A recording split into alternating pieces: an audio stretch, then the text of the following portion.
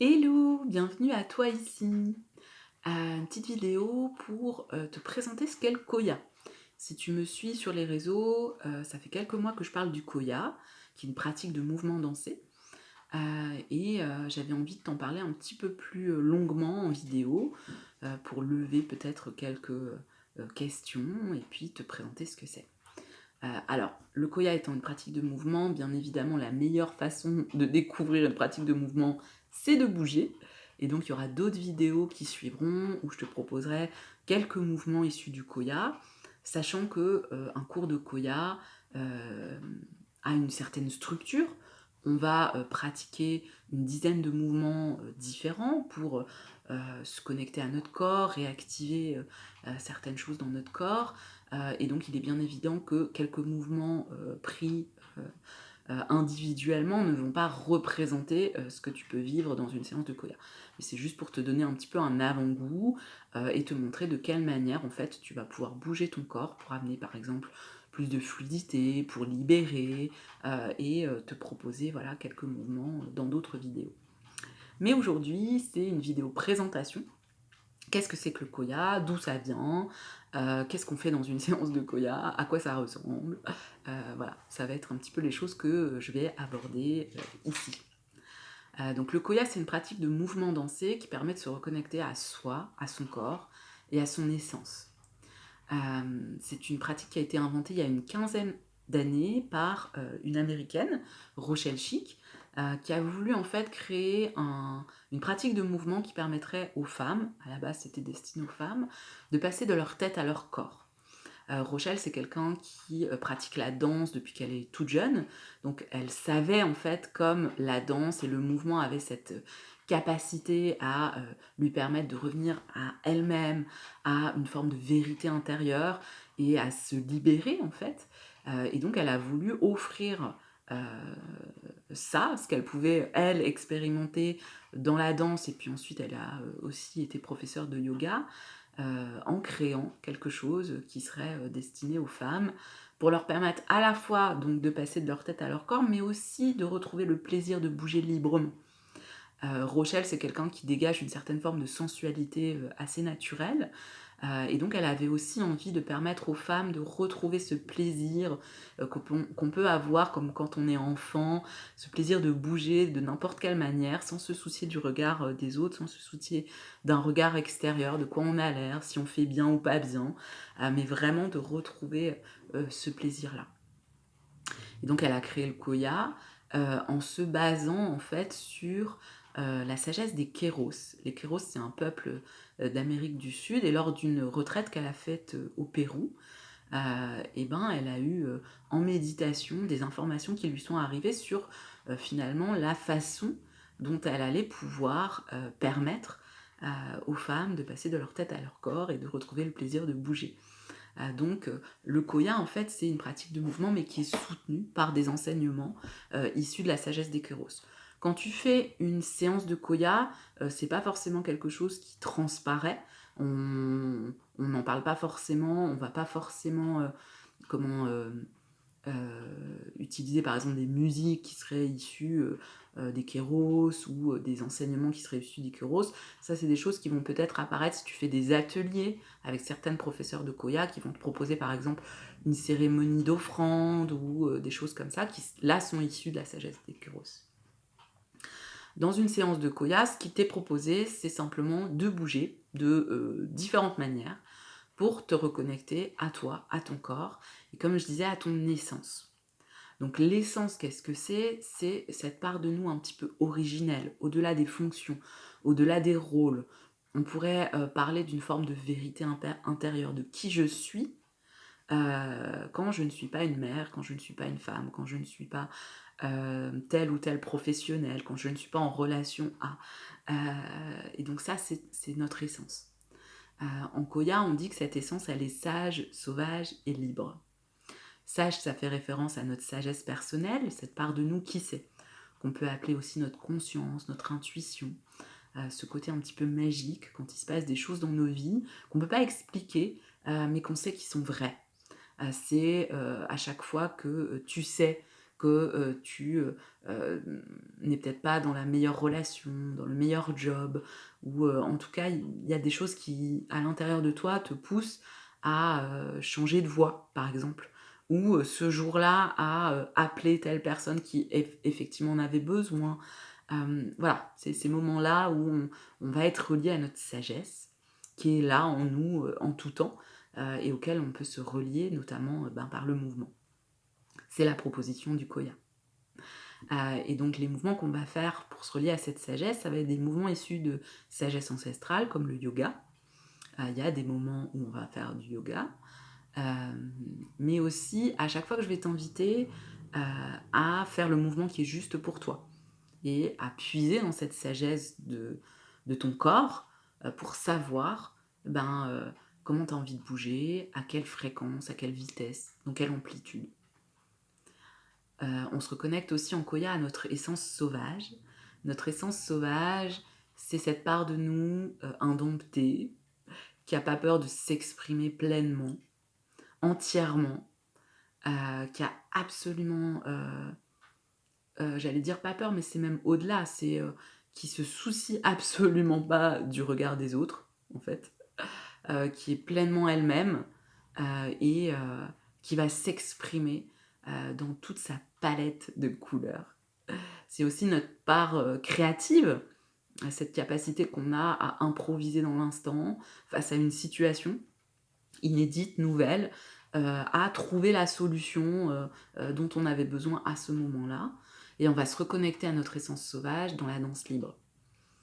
En se rappelant qu'en mettant simplement une musique, une sensation, notre corps, il a cette capacité de bouger et de trouver quelque chose vraiment à la fois de libérateur, mais de jouissif, en fait, de retrouver ce plaisir de bouger notre corps comme il a envie de bouger. On se reconnecte aussi à notre essence libre en Koya. L'essence libre, ça fait référence à notre souveraineté, notre capacité à dire oui ou non. Et d'ailleurs, dans une séance de Koya, on peut pas mal faire en fait. Moi, je vous montre des mouvements, je vous invite à faire certains mouvements, mais il n'y a pas une façon précise de les faire. Et vous pouvez toujours adapter, faire le mouvement différemment, faire un autre type de mouvement, parce que vraiment, la liberté, c'est quelque chose qui est important. Et on ne peut pas se connecter à notre liberté en ayant un cadre hyper rigide. En tout cas, c'est pas de cette façon-là qu'on propose de s'y connecter en Koya. Et la liberté, c'est aussi retrouver le plaisir de bouger librement, sans se soucier de quoi on a l'air, sans se soucier de si on fait bien. Il n'y a pas de bonne manière de faire du Koya. En Koya, on dit que tu sais que tu fais bien, entre guillemets, quand ça te fait du bien. Donc c'est cette sensation-là de bien-être intérieur qu'on va chercher à nourrir. Et notamment par des mouvements sensuels. Pour retrouver ce plaisir de bouger librement notre corps. Il y a vraiment une force et une puissance à se reconnecter à notre corps. À la fois, le mouvement, ça permet vraiment de libérer. On a tous vécu des choses douloureuses, des traumas, des émotions qui ont été inexprimées, qui n'ont pas eu la place de s'exprimer. Le fait de bouger, ça libère en fait, ça ramène de la fluidité dans notre corps, ça fait bouger les cellules, ça fait bouger les énergies à l'intérieur.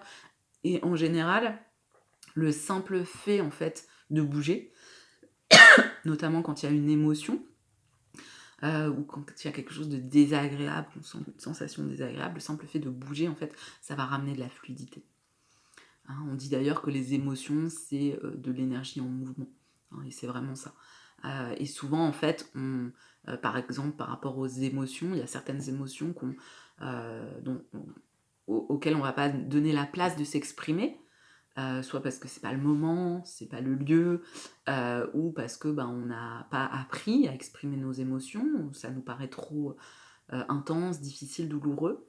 Et donc ces émotions-là, si on leur laisse la place de s'exprimer, ou si on met du mouvement quand on a une émotion, en général ça fluidifie. Donc le Koya, c'est vraiment cette idée de se reconnecter à soi et de, par exemple, en bougeant la partie de notre cœur, en bougeant notre bassin, en se connectant à notre respiration, en cherchant à mettre de la fluidité dans notre corps, quelque part retrouver cette capacité naturelle qu'a le corps à faire bouger des énergies stagnantes, retrouver ce plaisir à la fois de bouger, de vivre, cette joie intérieure qui est en chacun de nous, retrouver notre vérité aussi à l'intérieur de nous. En général, moi j'ai pas du tout les mêmes réponses quand je me pose des questions et que je me les pose à partir de ma tête, ou en tout cas que je laisse ma tête répondre. Je dis pas que la tête, elle a tout faux, hein, elle va avoir une certaine réponse. Si je fais quelques mouvements de Koya, que je me secoue, que je mets de la fluidité ou voilà, que je mets du mouvement d'une manière ou d'une autre, en général, et que du coup, je me connecte plus à mon corps pour avoir une réponse, en général, la réponse, elle n'est pas la même. Ça ne veut pas forcément dire qu'il y en a une qui est bonne et l'autre qui est fausse, mais la réponse, elle est différente. Moi, je trouve ça toujours intéressant d'aller observer c'est quoi les réponses dans mon corps. Le Koya nous ramène comment dire, à notre capacité à trouver des réponses qui soient plus à partir de notre tête, mais qui soient à partir de notre corps, à se relier à notre corps, à nos ressentis, dont on peut parfois être coupé, et à voir qu'est-ce que ça crée dans nos vies quand je laisse une sensation, agréable, désagréable, peu importe, et que je la laisse, et que je me laisse porter par cette sensation, et que je commence à bouger. Voilà. Donc comme je disais, le Koya, il y a toute une structure en fait dans le Koya, hein, donc quand on pioche des mouvements ici par là, ça va pas être l'intégralité de la session. Il y a toute une structure qui fait que ça va nous amener à certains endroits. La base en fait dans le Koya, c'est vraiment que ça va nous reconnecter à notre corps, à nos ressentis, et à notre capacité à faire des choix en fonction des propositions que moi je vais faire dans la séance. Est-ce que je suis la proposition? Est-ce que je fais la proposition de la meilleure manière possible parce que c'est ça dont j'ai besoin à ce moment-là, de suivre une guidance et de voir ce que ça crée dans mon corps? Est-ce que j'improvise? Est-ce que je change de rythme? Voilà. Qu'est-ce que je peux dire d'autre sur le Koya? Les musiques en Koya, c'est des musiques plutôt actuelles. On a quand même un choix de musique qui est quand même très très large. Et même si le Koya est issu pardon, de la sagesse des Kéros, on va aller sur des musiques contemporaines. Hein, pour chaque type de mouvement, en fait, la musique va amener un certain rythme, un certain flow, qui va amener le corps à bouger naturellement d'une certaine manière. Hein. Donc à chaque cours de Koya, il y a un thème qui est posé, qui va être différent pour chaque séance. En général, moi j'annonce le thème à l'avance, ça te permet de voir si tu résonnes avec le thème ou pas, si si tu as envie de danser sur ce thème-là ou pas. Et le thème, en fait, va aussi orienter la playlist. Si je fais un thème sur la douceur, je vais pas faire la même playlist que si je fais un thème sur la puissance ou la force je sais pas, par exemple, évacuer la colère. Je vais pas faire le même thème que s'offrir de la douceur. Je vais pas même mettre la même playlist. Par rapport à de la danse libre, c'est pas la même chose parce qu'il y a des mouvements qui sont quand même proposés, hein. On n'est pas sur de la liberté totale du début à la fin. J'ai déjà eu l'occasion de participer à des séances de danse libre. Là, c'est différent. On m'a déjà demandé aussi par rapport à la biodanza. C'est différent aussi. La biodanza, il y a souvent, de ce que moi j'ai pu expérimenter, une volonté d'entrer en connexion avec d'autres corps. Dans le Koya, on est vraiment beaucoup plus centré sur soi, sur ses ressentis, ses sensations. Il y a des moments de partage, on fait ça en groupe, mais c'est vraiment orienté sur qu'est-ce que moi je ressens à ce moment-là. D'ailleurs, moi, souvent, quand je fais du Koya, je ferme les yeux pour être au contact de mes ressentis. Je propose du Koya en ligne et en présentiel. Pour l'instant, j'ai pas encore annoncé les séances en présentiel. Je suis en train de finaliser la recherche d'une salle. Ce sera certainement à Pont-à-Mousson.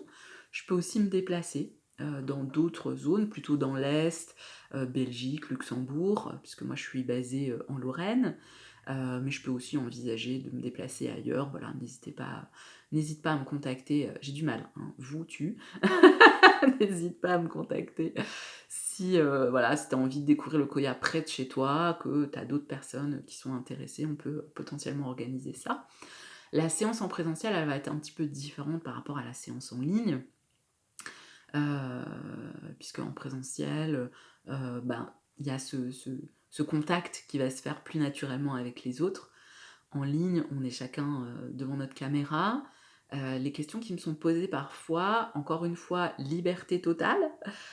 Donc si en ligne, tu as pas envie de mettre ta caméra, tu as envie de sortir du champ, de tourner le dos à la caméra, c'est tout à fait OK. Tu as envie, de faire des pauses, tu as pas besoin de demander. Voilà, moi je vais dérouler mon cours. S'il y a des questions, je vais essayer d'y répondre, mais en général, comme je suis focus sur, mon cours, la musique et cetera, en général, j'invite à poser les questions avant ou après, et puis à suivre, le flow de la séance, et à danser, avec ce qui est présent à ce moment-là. Est-ce qu'il y a d'autres choses que j'avais envie de te partager? Je réfléchis. Je crois que c'est un petit peu, ah oui, les livres. Alors attends, je vais chercher les livres. Les livres sur le Koya. Si tu es comme moi, une lectrice compulsive, il existe 2 livres en français sur le Koya. Le premier, Sage, sauvage et libre de Claire Garin. Claire Garin, c'est celle qui a introduit le Koya en France. Elle a découvert le Koya aux États-Unis, et c'était lors du festival Burning Man, je ne sais pas si tu connais. Donc un espace de grande liberté dans le désert, du Nevada, je crois. Et ça a été, elle raconte, il me semble dans le livre, son expérience avec le Koya, c'était un truc magique. Voilà, les espaces de magie qui peuvent apparaître parfois avec le Koya, c'est pas rare, hein. Le Koya est quand même porté par une sagesse profonde et la volonté de se relier à soi, mais aussi dans notre part un peu sacrée, divine, hein. On crée un espace sacré avant de faire la séance de Koya, pour se sentir soutenu, accompagné. Donc peu importe que tu y crois ou pas, que ça te parle ou pas, en tout cas c'est ce qui se passe dans une séance de Koya. Donc elle a écrit le livre Sage, sauvage et libre. Elle a introduit le Koya en France, c'est elle qui forme les professeurs de Koya. Elle propose du Koya en ligne à peu près une fois par mois, il me semble. Pas l'été, à partir de septembre, je pense. Et puis elle propose aussi des retraites avec du Koya. Donc c'est elle qui m'a fait découvrir le Koya en France. J'étais ravie. Le Koya est aussi arrivé dans ma vie de manière un petit peu... ouais, un petit peu... comment je pourrais dire, inhabituel. En fait, c'est vraiment, moi je me suis vraiment sentie connectée aux mots de Rochelle Chic. J'ai eu l'occasion, par le biais du newsletter, enfin peu importe, de recevoir une newsletter qui était créée par Rochelle Chic. Et ces mots, en fait, elle parlait vraiment de la sagesse du corps, comme notre corps était plein de sagesse et comme il avait des messages à nous transmettre. Et comme le fait de se relier à notre corps, notamment par le mouvement, pouvait nous permettre d'accéder à ces messages, en plein dans la période où moi j'avais renoué avec mon corps plutôt d'une façon énergétique en fait, et où j'avais ces dialogues avec mon corps, à lui poser des questions sur ce qu'il avait envie de manger, ce qu'il avait envie de faire comme activité, comment il avait envie de s'habiller, etc., etc. Bon, ça peut paraître un petit peu chelou, mais en tout cas, moi, ça a été une reconnexion à mon corps très très forte et très très profonde, après quand même pas mal d'années où je l'ai beaucoup jugé, ignoré, voire un petit peu violenté, et du coup, ça a vraiment créé un changement de paradigme dans ma vie qui a été vraiment une énorme contribution à ma vie. Et donc, j'étais à cette période où j'étais facilitatrice Access Consciousness, donc on faisait beaucoup de séances énergétiques pour à la fois libérer le corps de ses croyances, de ses tensions, de tout ce qui pouvait créer des blocages en fait, aussi bien au niveau du corps qu'au niveau de nos vies. Euh, et je me disais, mais quand même, je trouve qu'on parle beaucoup du corps, d'entrer en relation avec le corps, mais on bouge pas. on fait des trucs sur des tables de massage. Alors oui, des fois on bouge un peu nos mains comme ça, mais la personne elle est allongée. On fait, des classes, où on est assis ou allongé sur une table de massage. Je me disais: «Je pense quand même que le corps, il aime bien bouger quand même, c'est quand même son truc de base, le corps». Et au moment où j'ai demandé ça, et ben, il y a cette newsletter de Rochelle qui est apparue dans ma boîte mail et où je me suis dit: «Mais c'est ça que je cherche!» Et en me disant: «Bah ouais, mais c'est un truc, américain, jamais je vais trouver ça en France». Et si! Il y avait Claire qui proposait à ce moment-là des ateliers à Paris et à Rouen, il me semble. Maintenant, elle est basée à La Rochelle. Et donc j'ai eu, la possibilité de découvrir et de commencer mon parcours avec le Koya. Ce qui est génial dans ce livre, c'est qu'en fait, elle présente vraiment ce qu'est une séance de Koya. Donc tu as vraiment tous les piliers d'une séance de Koya qui sont décrits. Donc ça te présente à la fois, qu'est-ce que c'est que chacun des piliers et comment toi tu vas pouvoir t'y connecter par le mouvement. Il y a aussi des moments où elle propose des exercices, il y a des moments en fait où c'est toi qui peux remplir. Attends, je cherche. Voilà. Par exemple, quand elle parle de la liberté, quand elle présente, le pilier de la liberté, de notre essence libre, il y a une partie avec, des questions. Par exemple, quelle est votre relation, à votre corps? Hem, Quels sont les moments ou les endroits de votre vie où vous ressentez du plaisir dans votre corps? Prenez-vous du plaisir à bouger? Et donc, tu vois, tu as des parties comme ça où tu peux répondre en fait, là, par exemple, c'est par rapport au thème. Quels seraient les thèmes, sur lesquels tu aurais le plus besoin de danser dans ta vie actuellement? Donc voilà, il y a des parties comme ça un petit peu, workbook, ce qui est vraiment sympa, c'est que chaque, partie du Koya est présentée. Donc avec le livre, en fait, tu peux, te faire toi-même tes propres séances de Koya pour toi et avoir un petit peu plus d'infos sur, bah, c'est quoi le Koya? Comment il est arrivé dans la vie de Claire? Et comment toi tu peux, l'implémenter dans ta vie à toi, pour alors la présentation, du livre, c'est: «Par le mouvement libre, retrouvez votre nature profonde». Voilà, cette essence dont je te parlais tout à l'heure. Il existe un deuxième livre en français, alors attends juste, ça c'est édition First. Voilà, je mettrai les références, sous la vidéo. Il existe un autre livre en français qui est le livre de Rochelle, donc la créatrice du Koya. Alors, dans ce livre-là, tu vas trouver à la fois tout le parcours de Rochelle, qui l'a amenée à créer, le Koya. Elle partage beaucoup de choses très intimes, en fait. Elle parle de sexualité, de relations, elle parle aussi parfois d'abus. Vraiment, elle parle vraiment à cœur ouvert de tout son parcours qui l'a amenée à créer le Koya, à créer ce mouvement-là pour les femmes. Elle partage aussi des rituels, il y a des propositions de mouvements aussi, mais pas forcément tous les types de mouvements comme dans une séance de Koya. En tout cas, c'est pas structuré de la même façon. Hem, elle a suivi aussi un enseignement, chamanique, donc il y a quelques éléments, qu'elle partage aussi à ce niveau-là, sur notamment, la roue de médecine, s'adresser aux directions, etc. Chaque partie en fait de son livre est basée sur une direction, l'ouest, est, nord, sud, avec des variantes. Et donc c'est plus un récit un petit peu intime de comment elle a créé cette séance de Koya. Elle parle beaucoup de ses relations. Ça a été le Koya est arrivé dans sa vie à un moment aussi où elle se posait beaucoup de questions sur ses relations. Elle avait l'impression d'avoir tout le temps des relations amoureuses désastreuses et elle avait envie de changer ça. Et donc c'est par ce biais-là en fait que tout d'un coup elle s'est reconnectée aussi à la sagesse de son corps, à la manière dont elle avait envie de bouger, aux sensations dans son corps, au fait que sur certaines de ces relations, elle avait toujours su que ça n'allait pas parce qu'elle le sentait dans son corps. Elle a une relation notamment où un de ses partenaires lui mentait la trompait, lui avait pas dit, etc. Et en fait, elle sentait à chaque fois qu'elle était en présence de lui qu'il y avait un truc, mais en apparence, tout était génial, donc elle se disait: «Ben non, je délire, ça doit être, voilà, mon mental, des croyances, des blocages, des choses du passé qui reviennent», etc. Mais en fait, non. Et donc du coup, ça a été, quelque part un moteur et quelque part un message très, très fort pour elle de se dire: «Mais il faut vraiment que je fasse confiance au message de mon corps, quoi». Et à partir de là, tout son cheminement, avec aussi, des retraites, des expériences avec, par exemple, l'ayahuasca, et cetera, et cetera.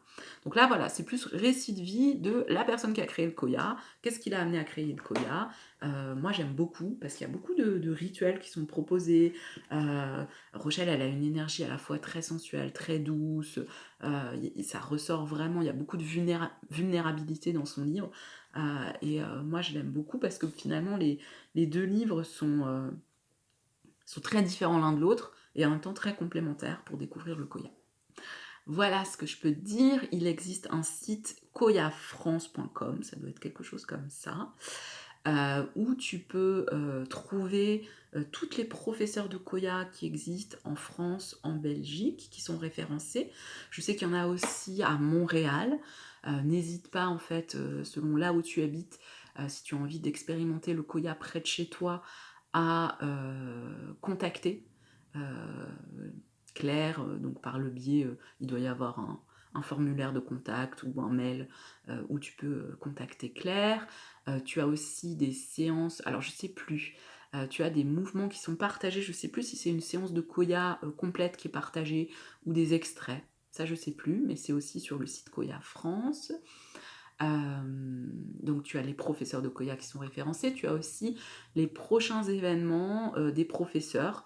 Alors tous les professeurs ne mettent pas forcément leurs événements, d'où le fait qu'il peut être intéressant en fait si tu as une professeure, un ou une professeure de Koya près de chez toi, de le ou la contacter pour avoir les informations les plus actualisées. Mais il y a aussi une partie sur le site Koya France où tu peux avoir les prochains événements des professeurs de Koya qui sont référencés. C'est aussi à cet endroit-là que tu vas pouvoir t'inscrire si toi-même tu as envie de faire du Koya, de découvrir le parcours pour devenir professeur de Koya. Voilà, bon, je t'en dis pas plus là-dessus, c'était pas mon propos. Tu dois avoir aussi quelques articles sur voilà, c'est quoi le Koya, etc., etc. Voilà, je pense que c'est déjà une longue vidéo. J'espère que ça t'aura un petit peu éclairé sur qu'est-ce que c'est que le Koya, qu'est-ce qu'on peut y trouver. N'hésite pas si tu as des questions à me les poser en commentaire ou à me contacter soit sur les réseaux, soit via mon site penelopelm.com. Je mettrai les références sous la vidéo. J'ai déjà pas mal parlé, hein. Alors je te propose, pour terminer cette vidéo, un petit... Voilà, moi je vais me shaker un peu, tu vois, pour remettre un petit peu de fluidité. J'ai beaucoup sollicité mon mental et mes pensées pour essayer de ne rien oublier de ce que j'avais envie de te partager. Ah, et là, sans musique, allez, en impro total, je me secoue un petit peu. Pour fluidifier un petit peu tout ça, voilà. Ah, ça me fait du bien. N'hésite pas à te secouer, je ferai une vidéo de shaking parce que ça, c'est vraiment un outil ultra précieux. Donc, je ferai une vidéo de shaking pour te permettre d'expérimenter ça aussi. Merci à toi de m'avoir écouté. Et puis, à bientôt pour de nouvelles vidéos, de nouvelles expériences. Et puis, au plaisir, peut-être, de danser avec toi dans une prochaine séance de Koya, en ligne ou en présentiel. Bye!